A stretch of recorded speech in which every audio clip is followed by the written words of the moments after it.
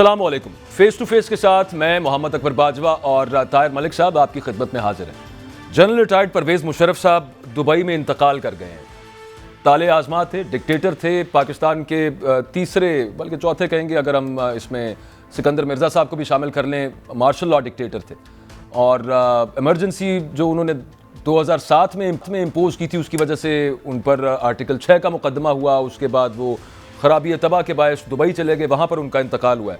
آج mixed emotions ہم نے دیکھے سیاستدانوں کے, صحافیوں کے, اور اوور آل جو جنرل مشرف کو جس طرح سے لوگ یاد کر رہے ہیں وہ یہ کہ ایک تو وہ ڈکٹیٹر تھے, ایک عامر تھے, فوجی عامر تھے. اس کے علاوہ دہشت گردی کے خلاف امریکہ کی جو جنگ ہے اس میں پاکستان کو لے جانے والے, اس پر ان پر کرٹیسزم ہوتا ہے. اپارٹ فرام دیٹ عام انسان, عام لوگ جو ہیں وہ ان کو اچھے الفاظ میں اس وجہ سے یاد کرتے ہیں کہ اس وقت پاکستان جو ہے لوگوں کی معاشی مشکلات جو تھیں وہ کم ہوئی تھی, معاشی طور پر پاکستان بہتر ہوا تھا, لیکن امریکہ سے ڈالر آ رہے تھے کیونکہ ہم وار آن ٹیرر میں امریکہ کے پارٹنر تھے امریکہ کے ساتھ. اس کے علاوہ ایک اچھی چیز جو مشرف صاحب کے دور میں ہوئی وہ یہ تھی کہ مسئلہ کشمیر حل ہونے کے بالکل قریب آ گیا تھا. اس کا اعتراف Indian prime minister Manmohan Singh صاحب نے خود بھی کیا ہے اور تمام دنیا یہ جانتی ہے. اور اس کے جو کانٹورز تھے کہ وہ کس طرح سے مسئلہ کشمیر حل ہونے کے قریب تھا, ان پر بھی کچھ بات کریں گے. کیا اچھا تھا ان کے دور میں, کیا برا تھا؟ طاہر ملک صاحب, آپ کے امپریشنز کیا ہیں مشرف صاحب کو لے کے؟ آپ کس طرح یاد کرتے ہیں؟ ڈکٹیٹر تو وہ تھے. ایک چیز فواد چودھری صاحب نے جو آج کہی ہے اس پر بھی ذرا ذہن میں رکھیے گا. انہوں نے کہا ہے کہ الزام لگتا ہے کہ انہوں نے آئین توڑا. بالکل آئین توڑا. وہ کہتے ہیں آج بھی ملک میں آئین نہیں. دیکھیں اس کا یہ مطلب تو نہیں نا کہ آپ آئین نہیں تو وہ ہیرو بن گئے. دیکھیں کسی بھی ڈیموکریٹک سوسائٹی, وہ سوسائٹی جس کے لیڈروں نے اس کو ووٹ کے نام پہ بنایا, قائد اعظم کی ساری سٹرگل آپ کے سامنے لا کی ہے, تو میں کس طرح اس کو ہیرو مان لوں؟ وہ آدمی جس نے جمہوریت کے بنیادی پرنسپل بندوق کے زور پہ ہے نا. آپ کے پاس کیا تھا؟ آپ کے پاس ایک یونیفارم تھی. وہ یونیفارم بھی میری امانت تھی, میرے ٹیکس پہ آپ کو ملا تھا, اور آپ نے میرے سے حلف لیا تھا جب آپ نے یہ یونیفارم پہنا تھا کہ آپ پاکستان کے آئین کے مطابق چلیں گے. اور مشرف کو یہ اعزاز حاصل ہے 2 دفعہ آئین توڑنے کا, 1 دفعہ نہیں 2 دفعہ توڑنے کا. تو میں کس طرح اس کو ہیرو مان لوں؟ میں کس طرح کہوں جو یہ اچھا ہوا وہ اچھا ہوا؟ اگر آپ نے بنیادی طور پہ ایسے ہیرو بنانے ہیں جنہوں نے آئین کے خلاف کام کیا, قانون کے خلاف کام کیا, میں کوئی جنرل مشرف کی بات نہیں کر رہا. اکراس دی بورڈ یہ پرنسپل ہے. پاکستان بنا ہے پاکستان کے لوگوں کے لیے, اور پاکستان میں ذوالفقار علی بھٹو کا ایک ورڈ ہے, اس کو 100 دفعہ استعمال کرتا ہوں. مجھے جو عمر گزری ہے مجھے لفظ کی میں نہیں سمجھ آیا. طاقت کا سرچشمہ عوام ہے. اگر اس پرنسپل سے آپ نے پاکستان کو چلانا ہے تو مشرف ہیرو نہیں تھا پاکستان کا. اور اگر جو آپ اس کی جو کامیابی بتا رہے ہیں اس میں بھی میری سمجھ سے بار ہے. وہ جنرل آج ویسے یوم کشمیر بھی ہے نا, یوم یکجہتی کشمیر بھی, اس پہ آتے ہیں. تو میرے خیال میں جنرل مشرف پاکستان کے جو 4 ڈکٹیٹر ہیں جنہوں نے 33 ایئرس پاکستان کو رول کیا, یہ صرف لیونگ بینگ اکیلا رہ گیا تھا. جنرل ایوب بھی دنیا سے چلے گئے, جنرل یحییٰ بھی دنیا سے چلے گئے, جنرل ضیاء بھی دنیا سے چلے گئے. تو پاکستان کے 3 جو جمہوریت کے میں سمجھتا ہوں آپ یہ کہہ رہے ہیں کہ جنہوں نے کھل کے مارشل لاء لگایا ان میں سے آخری یہ تھے. اس میں یہ ایک بندہ زندہ تھا, اور ہم نے 75 سال میں ثابت کیا, ہمارے سارے اداروں نے, ہماری عوام نے, کہ ہم نے کسی 4 بندے کو کسی بلیک اینڈ وائٹ نہیں کیا. ہم نے کسی کو مجرم ڈکلیئر نہیں کیا, ہم نے کسی کو سزا نہیں دی, ہم نے کوئی ایگزامپل نہیں بنائی کہ جناب آپ نے ووٹ کے برعکس ہم پہ حکومت کیا, آپ ذمہ دار ہیں. میں سمجھتا ہوں یہ قرض ہے پاکستان کے اوپر. اچھا, بریگیڈیئر ریٹائرڈ فاروق حمید صاحب بھی ہمارے ساتھ موجود ہیں. بہت شکریہ بریگیڈیئر صاحب, آپ نے وقت دیا. میں اس سے پہلے صرف 2 چیزیں میرے ذہن سے نکل گئی تھیں. تو کارگل کا جو واقعہ تھا وہ اس وقت نواز شریف صاحب کی گورنمنٹ تھی, اور نواز شریف صاحب یہ کہتے ہیں کہ مجھ سے پوچھے بغیر chief of army staff general retired Pervez Musharraf نے, اس وقت تو خیر چیف آف آرمی اسٹاف تھے, انہوں نے کارگل کا آپریشن کیا تھا. ریزن اس کی وہ اپنی کتاب میں بھی لکھتے ہیں. بے نظیر بھٹو صاحبہ نے اپنی کتاب کے اندر بھی کچھ واقعات لکھے ہیں کہ جب وہ وزیر اعظم تھیں اور پرویز مشرف صاحب DGMO تھے تو وہ اسی طرح کی بریفنگز اس وقت بھی پرویز بے نظیر صاحبہ کو دیا کرتے تھے کہ جو کشمیر کو آزاد کروانے کی ونڈو ہے نا وہ بہت فاسٹلی کلوز ہوتی جا رہی ہے, تو چانس نہیں رہے گا ہمارے پاس. یہ ریزن تھی کہ انہوں نے کارگل کا آپریشن کیا. اور اس کے علاوہ NRO, جس کی آج آپ بہت بازگشت سنتے ہیں, NRO یعنی کہ نیشنل ریکنسیلیشن آرڈر, کیسز بے نظیر بھٹو کے, نواز شریف کے جو معاف ہو گئے تھے, سیاسی اشرافیہ کے تمام کیسز معاف کر دیے, اور ملک میں جو احتساب کا نظام تھا اس کی بہرحال پرویز مشرف صاحب نے اچھی خاصی درگت بنا دی اس معاملے کو لے کے. خیر اس پر ہم ڈیٹیل میں بات بھی آگے کرتے ہیں. فاروق حمید صاحب, آپ کے امپریشنز کیا ہیں جنرل مشرف کو لے کے؟ بسم اللہ الرحمن الرحیم. بہت شکریہ.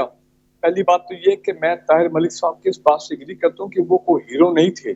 ٹھیک ہے وہ ایک ملٹری رولر تھے, لیکن میں یہ سمجھتا ہوں کہ وہ ڈکٹیٹر اس طرح نہیں, ان کا مائنڈ سیٹ وہ ڈکٹیٹر والا نہیں تھا.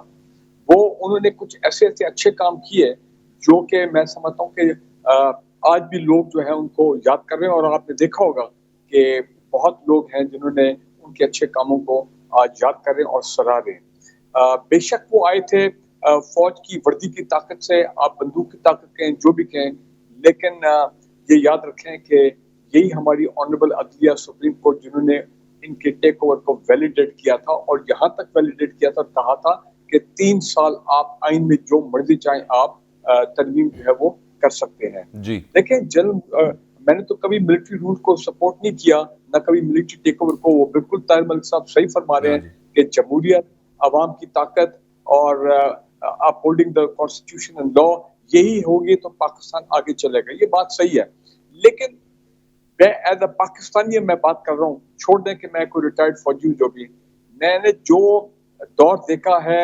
بریگیڈیئر صاحب آپ نے سرو کیا ہے جنرل مشرف کے ساتھ؟ جی بالکل, جنرل مشرف کے دور میں سرو کیا, بلکہ وہ نیب کا انہوں نے آپ کو سربراہ لگایا تھا نا؟ نہیں, میں تو نیب میں ڈائریکٹر تھا, نیب پنجاب میں ریٹائرمنٹ کے بعد. لیکن جو میں آپ کو یہ بات کہنا چاہ رہا ہوں کہ میری زندگی میں 2 اچھے دور آئے تھے. بے شک وہ ملٹری رولرز تھے, لیکن وہ تھا 10 years of decade of development جو جنرل ایوب خان کا دور تھا, یا پھر جنرل مشرف کا دور.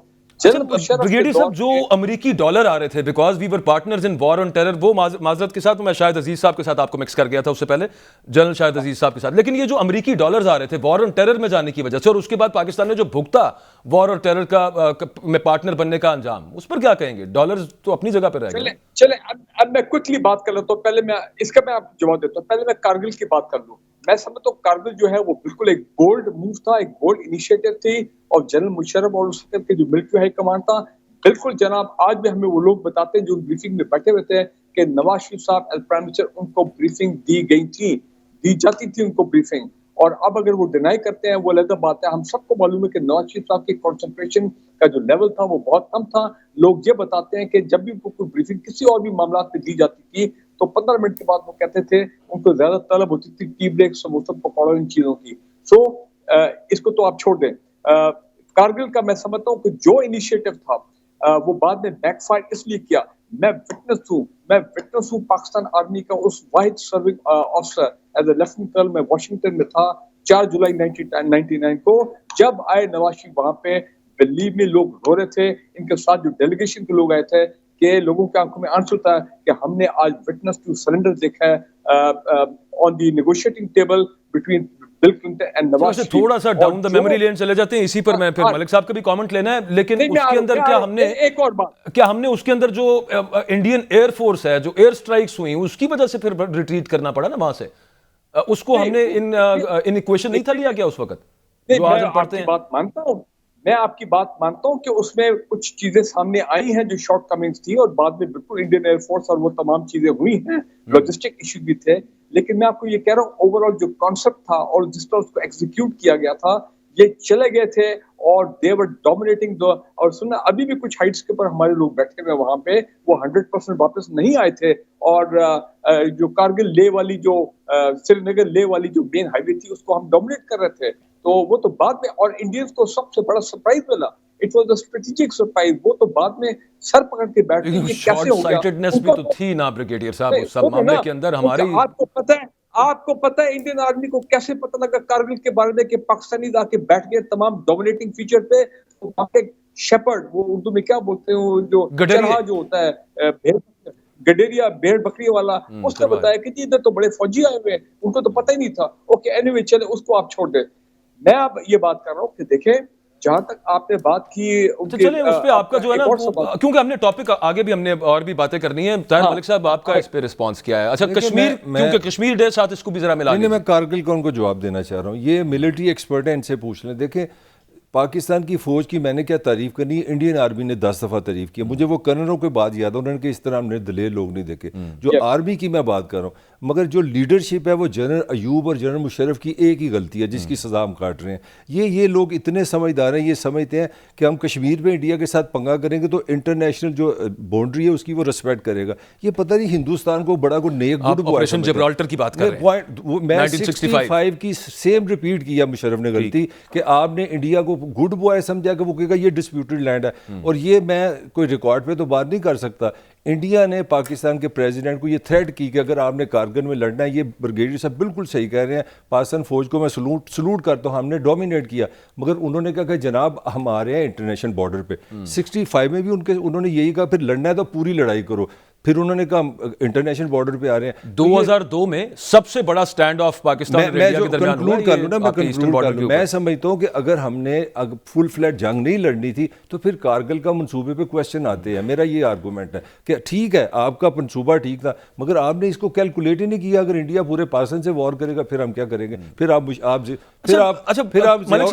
پھر آپ نواز شریف کو امریکہ بھیجتے ہیں کہ جا کے صلح کرو۔ اب میں آپ سے یہ پوچھنا چاہ رہا ہوں کہ جو NRO دیا انہوں نے، وہ کونڈولیزا رائس نے بھی اپنی کتاب میں لکھا ہے سارا نیشنل ریکنسیلیشن آرڈر جو تھا، میں ذرا ملک صاحب کا اوپینین لے لوں اس پہ بریگیڈیئر صاحب، اس کو آپ کس طرح سے دیکھتے ہیں؟ آج تک آپ کے احتساب کے نظام میں اس کی بازگشت، اس کی گونج ہے ایک، اور اس کے جو ریپرکشنز ہے، بلکہ میں کہوں گا اس کے جو ٹریمرز نہیں آتے بعد میں جھٹکے آتے رہتے ہیں، وہ ابھی تک آ رہے ہیں۔ اچھا یہ بھی بڑی عجیب بات ہے، وہ 8000 سے زیادہ لوگ تھے، اس میں سب سے زیادہ MKM کے لوگ تھے، تو وہ جو بیوروکریٹ بھی تھے، بیوروکریٹ تھے، بزنس مین تھے، تو وہ ہمارے یہاں، میں یہ نہیں کہہ رہا کہ ہمارے سیاستدان بڑے نیک لوگ ہیں، وہ بھی میری طرح گناہ گار ہی ہیں، میں ان کو ڈیفینڈ نہیں کر رہا، مگر آپ نے یہ ایک طرف یہ بانی ہے نیب کے، ایک طرف یہ نیب کے بانی ہے، ایک طرف 8000 لوگوں کو آپ معاف کر رہے ہیں۔ بانی ویسے نواز شریف صاحب ہی ہیں، احتساب کمیشن کا نام انہوں نے نیشنل جو بھی جو آج کی نیب ہے، جس کے پنجاب کے ہیڈ بریگیڈیئر صاحب بھی ہمارے رہے ہیں، آج آپ دیکھیں آج آ کے جس طرح آپ کی نیب نظر آ رہی ہے اس کے اندر سے کیا نکلا ہے؟ نواز شریف آیا تو نیب تو جیسے اس کا ہوا ہی نکل گئی۔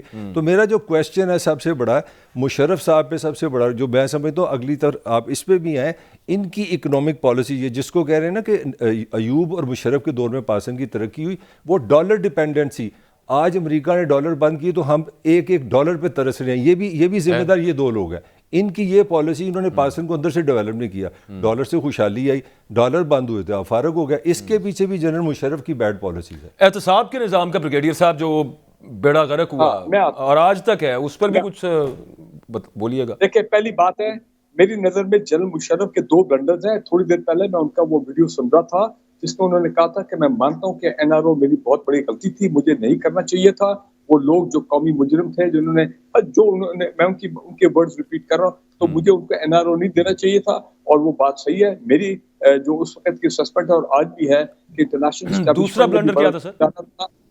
اور اچھا تو ایک تو NRO ہو گیا، ٹھیک ہے، بالکل وہ بھی مانتے ہیں، ہم سب مانتے ہیں، اور دوسرا کیونکہ وہ لوگ جن کو پاکستان کی سیاست سے نکلنا چاہیے تھا، جن کے جینوئن کیسز تھے، وہ لوگ دن دنا کے پھر واپس آ گئے، اور پھر کیا ہوا پاکستان کے ساتھ وہ تو ہم سب کو پتا 15 سال میں۔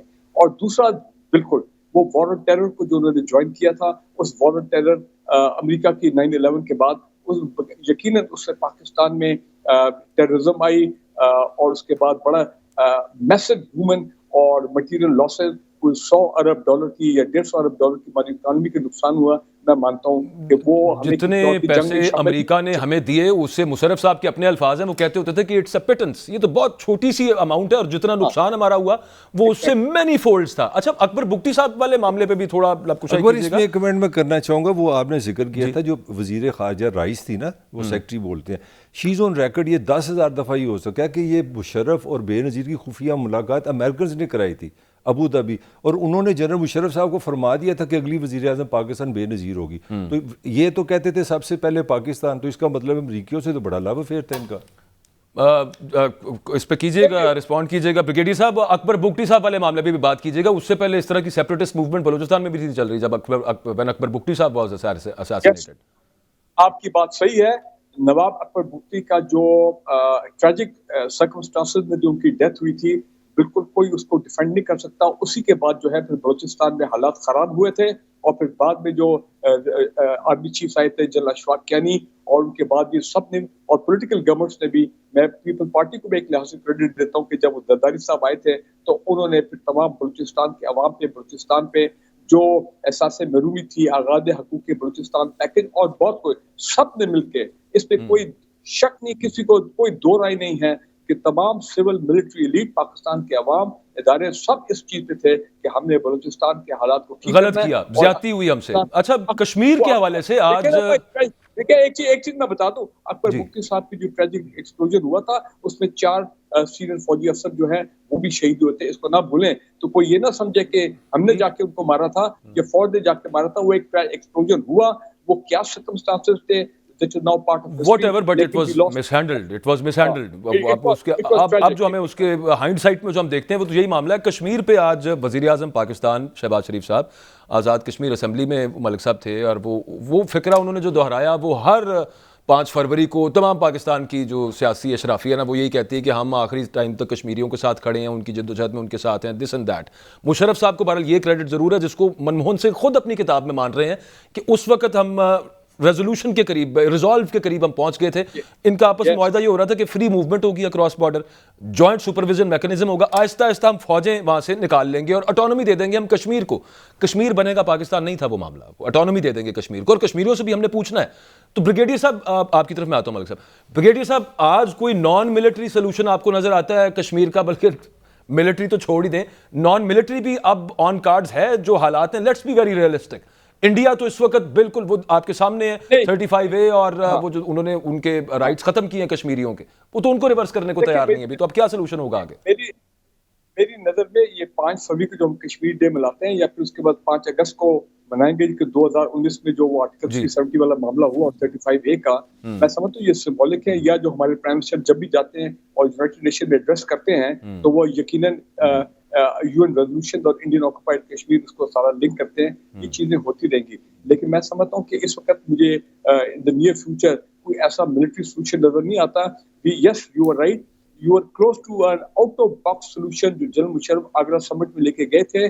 वहां पे अडवाणी और नहीं, आपको ये लगता नहीं है कि अब वो टाइम है? और फिर अगेन यहाँ पे कोई जो बात करता है, रियलिस्टिक बात करता है, वो कह देते हैं ये बगावत कर रहा है, ये गद्दारी कर रहा है. लेकिन रियलिस्टिकली अब पाकिस्तान को करंट जो हमारी मुल्क की माशी कंडीशन है, खास तौर पे उसको देखते हुए हमें ज्यादा कंसेशंस देने पड़ेंगे अब, जितने 10-15 साल पहले हमने दिए होंगे.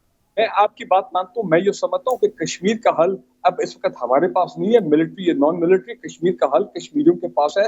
कश्मीरी उठे, वो अपनी आज़ादी की जंग लड़े. जिस वक्त पैलेस्टीनियन जो हैं वो इसराइल की मज़ाहमत कर रहे हैं. ये आर्म रेजिस्टेंस जब तक इंडियन ऑक्युपाइड कश्मीर में तेजी नहीं पकड़ेगी और इंडियंस का नुकसान नहीं होगा, उस वक्त मेरा ख्याल है मामला आगे, और इंटरनेशनल कम्युनिटी भी. क्यों नहीं मलिक साहब, ये मामला यूं ही है जो उनका कश्मीरियों ने देखें, आपने क्रेडिट दिया, उनका बनता है जनरल मुशर्रफ का, मगर मुझे पूछे जब वाजपेयी अमेरिका का, सॉरी इंडिया का प्राइम मिनिस्टर आपके मीनारे पाकिस्तान के नीचे आके आपको सलूट कर रहा है, मेरे ख्याल में ये तो एक दिल से एक्सेप्टेंस थी पाकिस्तान की. तो तब तो यहाँ पे मुझे अच्छी तरह याद है, मैं आगे नहीं जाता, जब वो, क्योंकि मैं that time I was a reporter, मुझे अच्छी तरह याद है वाजपेयी जब आ रहा था लाहौर में, तो जनाब आगे एक हमारी सियासी जमात थी, उन्होंने रफड़ डाल दिया, गुजरने नहीं दिया, पथराव किया. तो नाम ले सर, जमात इस्लामी वालों ने किया, और बल्कि मैंने उनको बाद में रियलाइज़ हुआ कि हमने शायद किसी के लिए इस्तेमाल हो गए. दूसरी बात है कि जब आपके हाँ दूसरा वज़ीर आज़म आ जाए, और वो आने का मतलब ये था कि आपने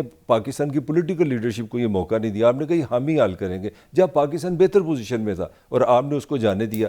तो दूसरी जो बात ये जो कर रहे हैं उसकी जनरल मुशर्रफ के हवाले से, मैं कहता हूँ इसकी पॉलिसीज़ पे भी आप इनसे पूछें. ये जो वार अगेंस्ट टेरर है, ये यकीनन यू टर्न नहीं था. ये आपने जनरल ज़िया की जो पॉलिसी थी उसके हट के जो है, ये इसकी क्या वजह है? हमने टोटल 180 यू टर्न किया. ब्रिगेडियर साहब, इस पे आप क्या कहते हैं? जहाद अफगानिस्तान से हमने वार अगेंस्ट टेररिज्म सीख लिया और हमने कहा ये नहीं करना. नहीं, इनसे पूछते हैं ना क्या किस तरह देखते हैं. नहीं, आप यू टर्न इमरान खान के हवाले से बात कर रहे हैं. नहीं, मैं जनरल मुशर्रफ का कह रहा हूँ कि जनरल मुशर्रफ का ये वॉर अगेंस्ट टेरर, ये यू टर्न नहीं था. पाकिस्तान की जो पॉलिसी जनरल ज़िया की थी, हमने तो जहाद अफगानिस्तान किया था, हमने अफगानिस्तान पर बिल्कुल यू टर्न ले लिया. नहीं, देखिए बात ये है कि उस वक्त जनरल मुशर्रफ का एक बड़ा मशहूर जुमला जो है वो सामने आया था, जो वो अपने लिए अपनी डिफेंस में वो जुमला बोलते थे, और वो आपको भी याद होगा, उन्होंने ये कहा था, क्योंकि प्रेशर तो आया था बिल्कुल अमेरिका की तरफ से 9/11 के बाद. वो कहते थे जी, कॉलिन पावेल ने कहा था कि either you are with us और अगेंस्ट अस, और we will bomb you to stone age.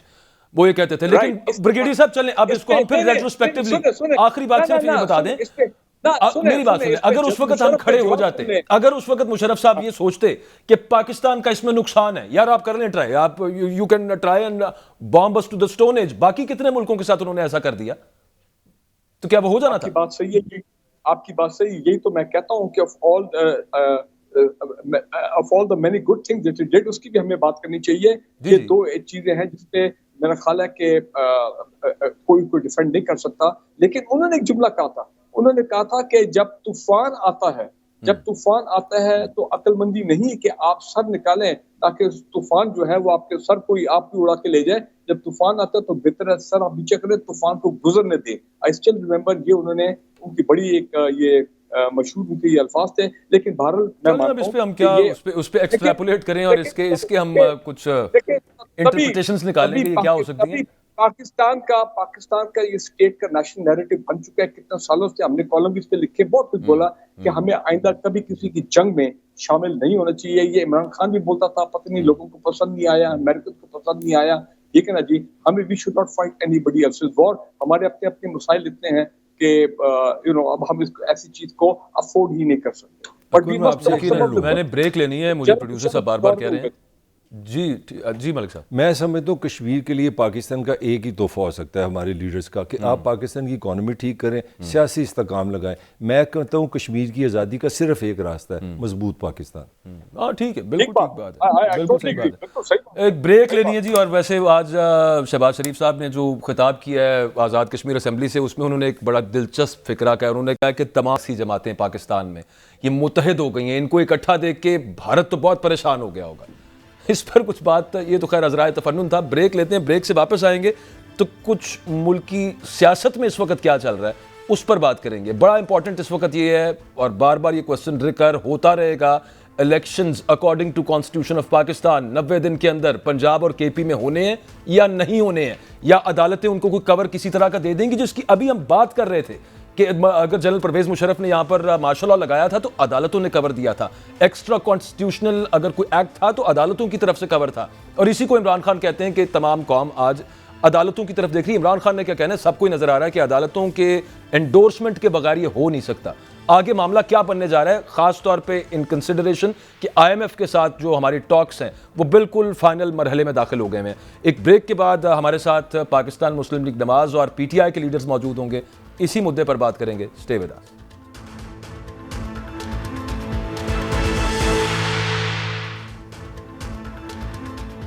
Welcome back جی. ملک کی جو معاشی صورتحال ہے وہ کسی سے ڈھکی چھپی نہیں ہے, سب کو پتہ ہے. آج تو مریم نواز صاحبہ نے, وہ ایک اور تنظیمی جلسہ تھا جس سے وہ خطاب کر رہی تھی, انہوں نے کہا کہ نواز شریف صاحب بھی لنڈن میں بیٹھ کے بہت پریشان ہے کہ یہ کیا ہو رہا ہے ملک کے اندر, گیس, پیٹرول, ڈالر, یہ اور روٹی عام آدمی کو کھانے کو نہیں مل رہی, کدھر معاملہ جا رہا ہے. میں بھی بہت پریشان ہوں.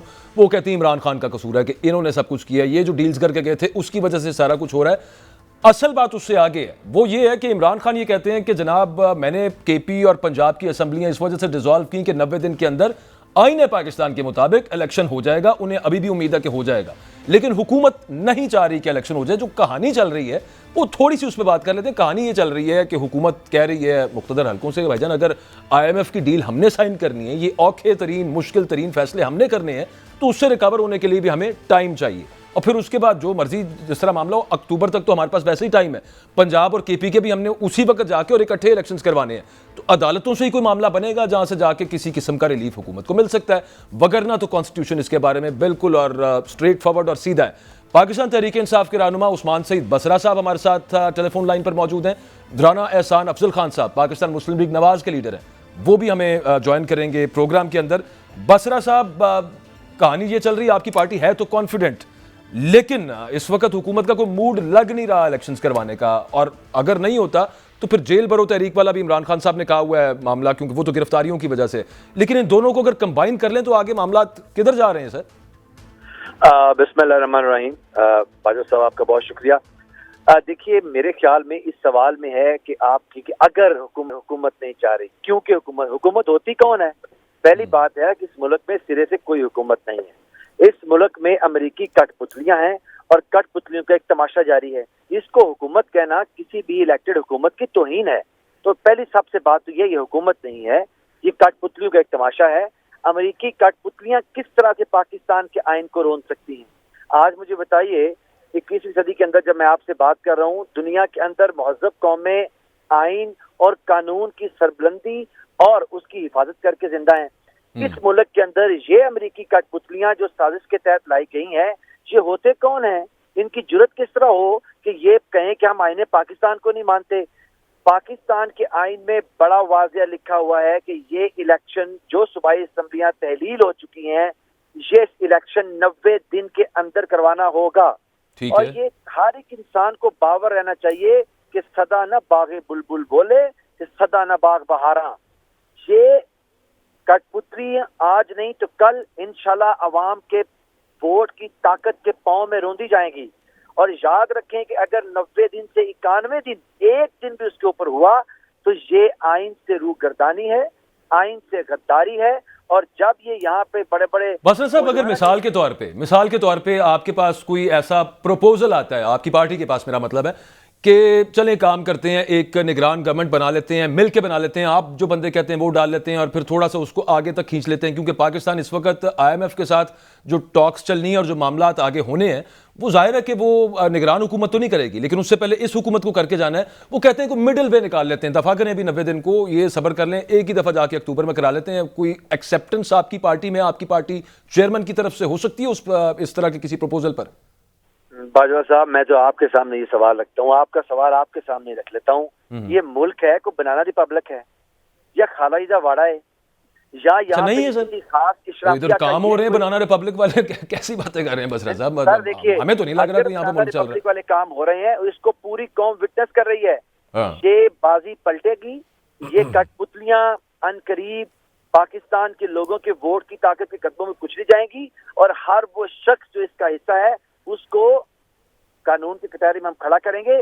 یہ مت کوئی سمجھے, میں نے پہلے بھی کہا کہ صدا نہ باغ بلبل بولے کہ صدا نہ باغ بصرہ صاحب, مسئلہ ہی وہ ہے نا, ووٹ کی طاقت کے قدموں تلے روندے جانے کا معاملہ. وہ ابھی طاہر ملک صاحب کہہ رہے تھے کہ طاقت کا سرچشمہ عوام, بھٹو صاحب نے یہ بات کی تھی, وہ ابھی تک ہمیں تو وہ سرچشمہ, باقی چشمے نظر آ رہے ہیں ابلتے ہوئے, وہ والا سرچشمہ. میں آپ سے تھوڑی سی بات کر رہا ہوں, یہ 5 فروری کا جو دن بھی ہے یہ بھی ذوالفقار علی بھٹو کا دن ہے, اس کا دیا ہوا یہ کشمیر کا دن ہے. یہ بھی میں ملک صاحب کی خدمت میں بڑی ہی مؤدبانہ سی اسلام بھی عرض کروں گا, لیکن میں یہ چاہتا ہوں کہ یہ استاد بھی ہیں, ملک صاحب استاد بھی ہیں, یہ پڑھاتے بھی ہیں. میرے خیال میں ظلم اور جبر جو ہے اس کا سبق ہمیں کسی صورت بھی, ہماری گردنیں بھی کٹ جائیں نا جی, تو ہماری نسل کو نہیں پڑھانا چاہیے. اس کی وجہ یہ ہے کہ اگر ذوالفقار علی بھٹو کو کسی نے کچل دیا تھا اپنی طاقت کے نشے میں, تو تاریخ کے کوڑے دان میں ذوالفقار علی بھٹو نہیں پڑا ہوا, تاریخ کے پورے کوڑے دان میں کچلنے والے پڑے ہوئے ہیں. اور کبھی بھی حضرت حسین نے مسلمانوں کو یہ سبق دے دیا کہ حسینوں جو حسینیت کے ماننے والے ہیں مسلمان جو ہیں کسی صورت بھی ان کو ظلم اور جبر کے سامنے نہ جھکنا چاہیے, اور بے شک اس کے لیے جان جائے. عمران خان نے اچھا وہ جان جانے والا نہیں ابھی کر رہے ہم, اللہ تعالیٰ رحم کرے, لیکن میں تو بھی گرفتاریوں پہ آؤں گا, لیکن اس سے پہلے بریگیڈیئر صاحب آپ ذرا ریئلسٹکلی بہت بالکل جو ہے نا, وہ تو ظاہر بصرہ صاحب تو ان کی پارٹی بھی یہی کہہ رہی ہے, اور امید سب کو اچھے کی رکھنی چاہیے, عدالتوں سے بھی اچھے کی امید ہے, اداروں سے بھی ہمیں اچھے کی امید ہے, ہر پاکستانی شہری کو بھی.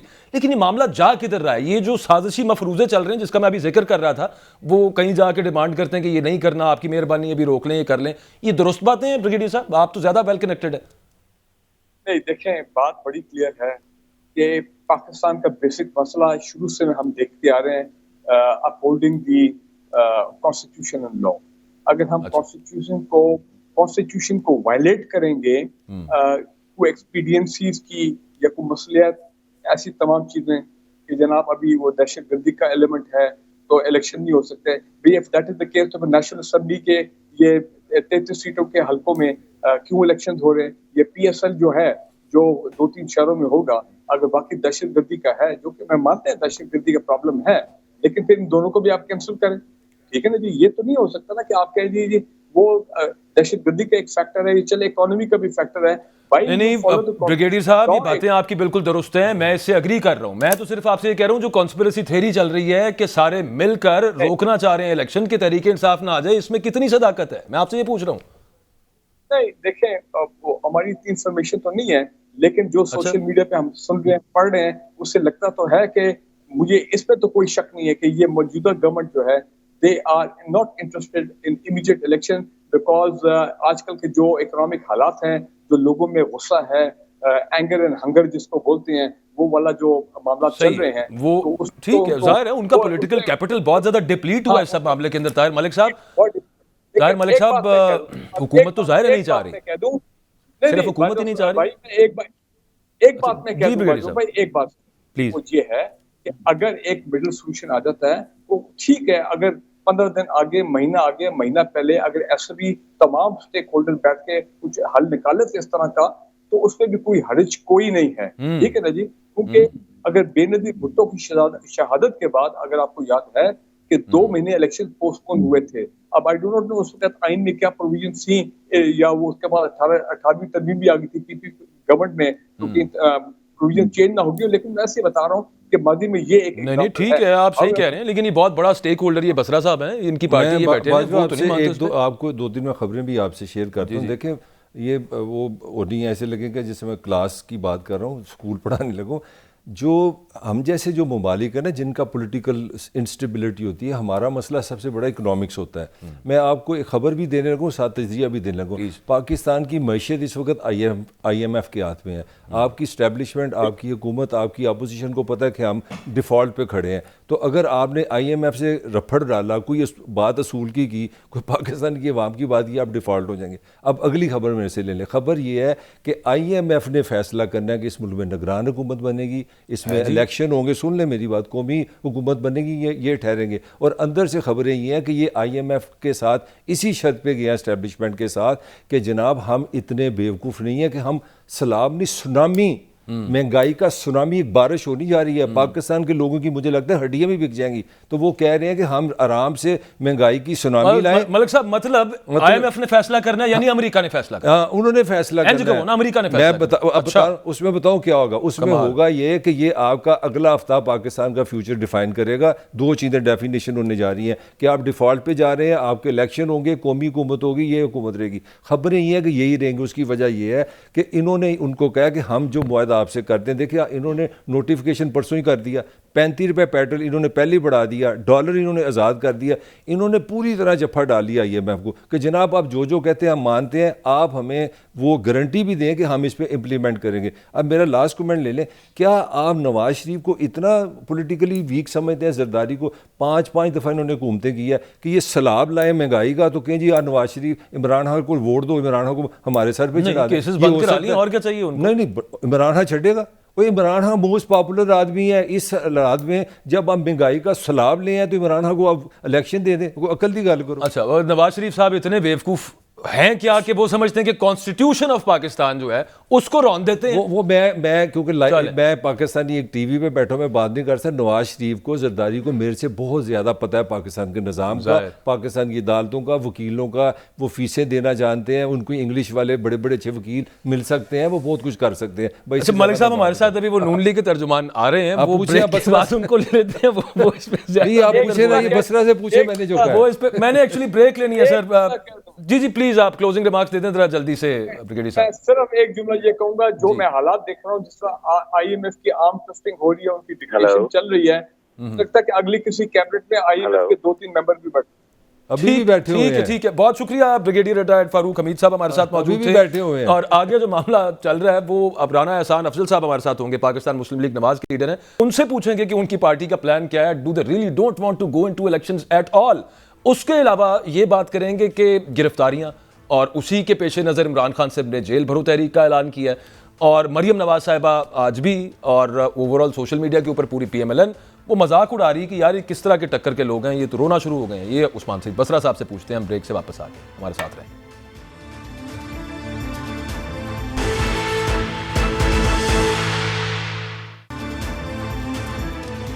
Welcome back. ہمارے ساتھ پاکستان مسلم لیگ نواز کے لیڈر رانا احسان افضل صاحب موجود ہیں. بریک پہ جانے سے پہلے رانا صاحب ہم بات یہ کر رہے تھے کہ چونکہ اتنے مشکل فیصلے اور جن کی وجہ سے عام آدمی کو بہت ہی زیادہ مطلب عام غریب سے تو چھوڑ کے مڈل کلاس کو اس وقت سمجھ نہیں آ رہی کہ کرنا کیا ہے. وہ چونکہ آپ کی حکومت نے کر لی ہیں تو اس وقت آپ الیکشن میں نہیں جانا چاہتے. یہ ایک عام تاثر ہے. کیا ایسا ہی ہے سر؟ اس وجہ سے الیکشنز میں نہیں جانا چاہ رہی پاکستان مسلم لیگ نواز؟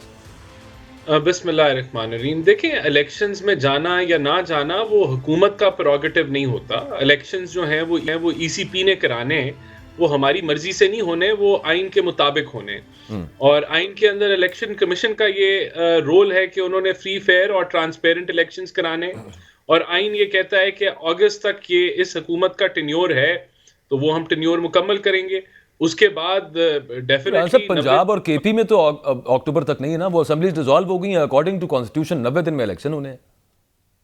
دیکھیں بالکل ای سی پی نے 90 دن میں الیکشنز کرانے. لیکن جو کچھ حقائق ہیں وہ بھی سامنے ہیں کہ 2 الیکشن صوبے میں ہو جائیں اور پھر بعد میں وہ ریپیٹیشن ہو.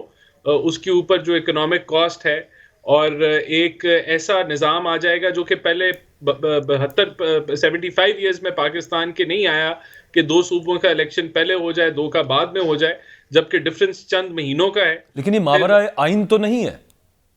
یہ دیکھیں آئین کا آرٹیکل 254 اگر آپ پڑھیں تو اس میں یہ لکھا ہے کہ اگر کوئی چیز ایک ٹائم فریم کے اندر ہونی ہے آئین کے مطابق اور وہ نہیں ہو پاتی اور وہ بعد میں ہو جاتی ہے تو وہ انویلڈ نہیں ہوتی اور غیر آئینی نہیں ہوتی. یہ آرٹیکل 254 بڑا کلیئر کٹ واضح طور پہ جو ٹائم فریم کے اندر چیزیں ہونی ہوتی ہیں اس کے متعلق ہے، اور وہ تو آئین کے مطابق ہی ہوگا. جو کچھ بھی ہوگا آئین کے خلاف تو نہیں چیزیں ہو سکتی. تو آپ لوگ کورٹ بھی جا سکتے ہیں اس آرٹیکل 254 کو سائٹ کر کے کہ نہیں ہو رہا تو یہ کوئی خلاف آئین نہیں ہو رہا اگر پنجاب اور کے پی میں 90 دن میں الیکشنز نہیں ہو رہے. ایسا بھی کچھ ہو سکتا ہے؟ آپ بھی کورٹ جا سکتی ہے آپ کی پارٹی؟ دیکھیں یہ تو جب ایسا کوئی ابھی تو ہماری کوئی ایسی پلاننگ نہیں ہے، لیکن جس طرح میں پہلے کہہ رہا ہوں کہ ہمارا یہ پریروگیٹو نہیں ہے. پریروگیٹو الیکشن کرانا نہیں کرانا، جہاں دہشت گردی ہو، وہ تو آپ کا نہیں ہے سر، کرائسس ہو، جی وہ ای سی پی نے کرانا ہے. کورٹ جانا تو آپ کا حق ہو سکتا ہے نا. جی کورٹ جانا ہمارا ہو سکتا ہے، اور یہ اگر کوئی ایسا موقع آیا تو پھر پارٹی اس وقت فیصلہ کرے گی. ابھی تو ایسی کوئی بات چیت نہیں چل رہی. تو یہ جو بال ہے وہ ای سی پی کے کورٹ میں ہے، جو کہ ایک انڈیپینڈنٹ اور ایک نیوٹرل ادارہ ہے. اور ویسے اس وقت رانا صاحب آخری ایک چیز اس کے بعد میں بسرا صاحب سے پوچھوں گا، کوئی مسئلہ نہیں ہے آپ کی پارٹی کو اس وقت اگر الیکشنز میں چلے جاتے ہیں تو چلے جاتے ہیں؟ You are confident enough your parties کہ ہم جا کے تو مقابلہ کریں؟ مریم نواز نے جو ہے وہ کیمپین سٹارٹ کر دی ہوئی ہے، اور ہماری جو پارٹی کو ہدایت ہے، جو مختلف لوگ ہیں وہ یہی ہیں کہ آپ اپنے حلقوں میں الیکشن کی تیاریاں کریں اور آپ اپنی کیمپین سٹارٹ کریں. تو پارٹی ایک طرف بالکل تیاری کر رہی ہے الیکشن کی طرف جانے کے لیے، اور we are prepared for election. But at the very same time Usman Saeed Basra sahab article 254 کا وہ حوالہ یہاں پہ دے رہے ہیں. وہ کہہ رہے ہیں کہ وہ 90 دن میں کروانے، یہ تو نہیں لکھا کہ 90 دن کے بعد اگر ٹائم آگے چلا جاتا ہے وہ 190 دن ہو جاتے ہیں، تو اس پہ تو کسی قسم کی کوئی قدغن نہیں ہے. بسرا صاحب. اچھا باجوہ صاحب، میں سمپلی چاہوں گا مجھے 2 منٹ ذرا ٹائم دے دیجیے. دیکھیے سب سے پہلی بات تو یہ ہے کہ یہ زبان درازی سے تو کام چلے گا نہیں. یہاں بیٹھ کے آئین کا کوئی آرٹیکل پڑھ دیں جی. دیکھیے سمپل بات ہے، میں کیونکہ قانون کا طالب علم ہوں، میں نے آئین پاکستان کو پڑھا ہوا ہے اور قانون کی میں پریکٹس کرتا ہوں.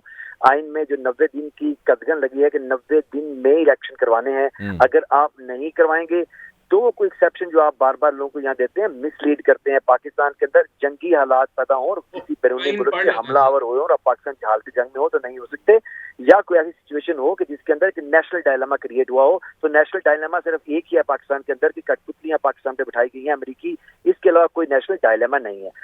اس کے بعد اگر کوئی شخص بھی اس کو آگے لے کے جائے گا تو آرٹیکل 6 کا مرتکب ہے. اس میں کوئی راکٹ سائنس نہیں. پاکستان کے ٹاپ کے جتنے بھی بسرا صاحب، لیکن وہ تو عدالتوں نے اس کی تشریح کرنی ہے نا، 254 کی بھی اور 224 کی بھی.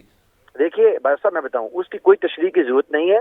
یہ جن حالات کا ذکر کر رہے ہیں، اگر یہ کہتے ہیں کہ ملک میں ایمرجنسی ہے اور اس کی وجہ سے آگے جائیں تو لوگ یہ سوچنے پہ حق بجانب ہوں گے کہ بہت سارے لوگوں کا خون ناحق کیا جا رہا ہے، تو اس کے پیچھے الیکشن آگے لے جانے کی اسٹریٹجی ہے. لیکن ایک بات میں بڑی امپورٹنٹ آپ سے کرنا چاہتا ہوں. ابھی طاہر صاحب بھی، ملک صاحب بھی کہہ رہے تھے جی ملک کی بڑی زبوں حالی ہے، معاشیت کی جی بڑے حالات خراب ہیں. سوال یہ ہے کہ یہ حالات اگر ٹھیک آپ 1 سال پیچھے چلے جائیں تو اکنامک سروے آف پاکستان تو کہہ رہا ہے کہ پاکستان کی اکانومی 6% کے اوپر گروتھ کر رہی تھی. تو کون ذمہ دار ہے ان سارے؟ چلو وہ تو ہو گیا نا بسر صاحب. اصل میں میرے پاس ٹائم تھوڑا، میں اگلے سوال کی طرف آپ کے پاس آتا ہوں. ایک اگلا پلان جو نظر آ رہا ہے، جو کہ آپ کی پارٹی کے لیڈرز کی گرفتاریاں بھی ہوئی ہیں، آپ کی پارٹی سے جو حمایت رکھتے ہیں جرنلسٹ ان کی بھی ہوئی ہیں، گو کہ وہ تنقید اسٹیبلشمنٹ پہ کرنے پہ ہوئی ہے کسی کی اور کسی کی اور وجوہات ہو سکتی ہیں. لیکن عمران خان صاحب کی گرفتاری کے حوالے سے بھی رانا ثناء اللہ صاحب وزیر داخلہ ہیں، وہ خود کہہ چکے ہیں. عمران خان صاحب نے اس پہ جو کہا ہے کہ جناب ہم جیل بھرو تحریک شروع کریں گے. مریم نواز صاحبہ کہہ رہی ہیں کہ آپ لوگ تو رونا شروع ہو جاتے ہیں، آپ کس طرح سے آپ جیلوں میں جائیں گے. وہ 2-3 دن سے پوری پی ایم ایل این یہی بات کر رہی ہے. پی ایم ایل این جو ہے نا، ان کی اپنی ہے کہ ان کا لیڈر جو ہے جو ہی اس کے اوپر کوئی مشکل پڑی تو پاکستان سے دوسری دفعہ این آر او لے کے بھاگ گیا. پہلے این آر او لے کے بھاگ گیا تھا، اب این آر او لے کے واپس نہیں آ رہا. تو یہ پکوڑے ہیں خود سے بھی.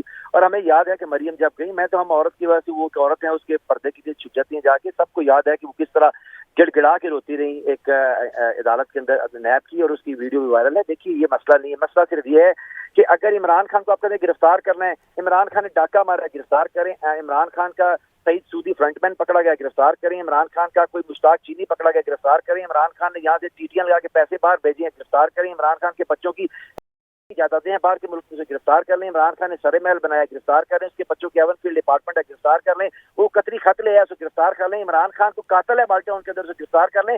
عمران خان کو اس لیے گرفتار کر لیں کہ نواز شریف ڈاکے اور چوری اور ایسٹ بیان دا مینز میں پکڑا گیا تھا، اور کیونکہ ایک ڈاکو پکڑا گیا تھا تو اس لیے عمران خان کو گرفتار کر لیں. بھائی اگر وہ منہ لال ہے تو چنڈا مار کے لال سے نہیں کیا جا سکتا. اچھا نہیں، ویسے آپ لائر ہیں بسرا صاحب، لیکن ایٹ دا سیم ٹائم توشہ خانہ ریفرنس کا جو فیصلہ آیا اس کے بعد اس کے اندر سجیشن تھی کہ فوجداری مقدمہ چلائیں. اب وہ فوجداری مقدمہ چل جائے اور کورٹ سیشنز کورٹ جو ہے اس میں اگر وہ کنوکٹ کر دے عمران خان صاحب کو، یا اس طرح سے آ جائے کہ صاحب اس کے ساتھ یہ میرا کمنٹ بھی لے لیجئے گا کہ آج مریم نے کہا کہ جنرل باجوہ نے کہا کہ اپنا عمران خان میری غلطی تھی، بلنڈر تھا. اس پہ بھی اپنے کمنٹ کر دیجئے گا. دیکھیے سب سے پہلے تو ہمیں یاد ہے کہ کون کس کی غلطی تھا جو سیاست کے اندر آئے تھے، ہمیں سب یاد ہے. اور پھر کس طرح سے آج کی جیبوں کے اندر لٹکے ہوئے ہیں اور جو یہ سب ہو رہا ہے اس ملک کے اندر. ملک صاحب دیکھیے آپ شرارتیں کرتے ہیں، ہم سب تاریخ کے طالب علم ہیں، ہمیں معلوم ہے کہ آج کس کا کیا رول ہے. ہمارے سامنے بنگلہ دیش بھی کھڑا ہوا ہے، ہمارے سامنے کشمیر کے اندر بھی ریاستی جبر کی داستانیں کھڑی ہوئی ہیں، ہمارے اپنے پاکستان کے معاملات بھی کھڑے ہوئے ہیں. ہمیں سب معلوم ہے کہ کون جو ہے وہ کس کی جیب میں ہے اور کون کس کے ہاتھ کی چھڑی بنا ہوا ہے. اس لیے مریم کا کیا میری پاکستان تو کیا لندن میں پراپرٹی بھی نہیں ہے، پھر اس کے وہ نکل آئی. مریم تو کہتے یہ قطری کھاتا ہے، وہ جھوٹا نکل آیا. پھر وہ لے آئی تھی ایک ٹرسٹ ڈیڈ، وہ بھی جھوٹی نکلے. مریم کی ایک کریڈیبلٹی ہے کورٹ سے کرانا ہے. میں اچھا چونکہ ٹائم تھوڑا ہے، رانا صاحب یہ جو گرفتاریاں ہو رہی ہیں پاکستان تحریک انصاف کے لیڈرز کی، the way Fawad Chaudhry was arrested، Sheikh Rashid صاحب پہ جو معاملہ بنایا گیا ہے، صحافیوں پہ جو جس طرح سے جو کیسز بن رہے ہیں، آپ اس کی مذمت کرتے ہیں یا آپ سمجھتے ہیں کہ بالکل ٹھیک ہے، باقیوں کے ساتھ بھی اسی طرح ہونا چاہیے، عمران خان بھی پھاڑ لو؟ دیکھیں میں بالکل اس چیز کو سپورٹ نہیں کروں گا کہ اگر کسی کے اوپر سیاستدان کے اوپر دہشت گردی کا پرچہ کاٹا جائے یا سیڈیشن کا پرچہ کاٹا جائے، غداری کا پرچہ کاٹا جائے یا کسی کو ان ہیومین آپ ٹریٹ کریں، میں اس چیز کو کبھی سپورٹ نہیں کروں گا. لیکن اگر کوئی آدمی جو ہے افسروں کے خاندانوں کو دھمکیاں دے گا، کوئی آدمی جو ہے وہ کہے گا کہ یہ قتل کا پلان بنا ہوا ہے اور اس کو نیشنل ٹی وی کے اوپر الزام لگائے گا اس طرح کے، اور کوئی بےہودہ باتیں کریں گے، یا کوئی کسی ادارے کی آپ ایک حد سے زیادہ ایک دفعہ اقدام قتل ہو تو چکا ہے نا رانا صاحب، دوسری دفعہ کیوں نہیں ہو سکتا؟ نہیں دیکھیں، بلا آپ اگر کسی پہ الزام لگائیں تو کوئی ایویڈنس ہونی چاہیے. آپ کھلے عام یہ کسی کی بدنامی کریں اور کسی کے اوپر آپ یہ کہیں کہ کوئی پلان کر رہا ہے کسی کو قتل کرنے کا، تو میرے خیال سے یہ چیز تو ان چیزوں کو بھی میں سپورٹ نہیں کروں گا. تو میں سمجھتا ہوں کہ اگر کوئی کاروائی کوئی قانون توڑتا ہے تو اس کے خلاف ضرور قانونی کاروائی ہونی چاہیے. لیکن یہ بات کرنا کہ ہم کوئی سیاسی انتقام لے رہے ہیں، تو یہ بھول گئے نیب کے کالے قانون کو، کس طریقے سے نیب چیئرمین کو ایک ویڈیو کے ذریعے بلیک میل کر کے. اچھا آگے وہ جیل بھرو تحریک شروع کرنے والے ہیں رانا صاحب، اس کا پھر کیا کرے گی آپ کی گورنمنٹ؟ دیکھیں یہ تو اب ضمانتوں کی درخواستیں تو واپس لینا، پھر جیل بھرنا شروع کریں، عمران خان صاحب اپنے آپ کو پیش کریں تو یہ کام شروع ہو جائے گا. لیکن صرف باتیں کرنے سے، اور جس طریقے سے نظر آ رہا ہے کہ ابھی تو یہ 2-2 4-4 دن کی جو جیل کے بعد ان کو رونا آ جاتا ہے ایک ایک کر کے، یہ بھول گئے. انہوں نے 600 دن حمزہ شہباز کو جیل میں جعلی کیس میں بند کیا، انہوں نے خاقان عباسی کو 100 دن سے اوپر، رانا ثناء اللہ کو کتنے 300 دن، کہ ہر ہمارے لیڈر کو 200 300 دن 600 دن اندر کیا انہوں نے جعلی کیسوں پہ، جس کے اوپر ججز نے کہا، سپریم کورٹ کے ججز نے کہا جس کو یہ کرپشن کہتے ہیں.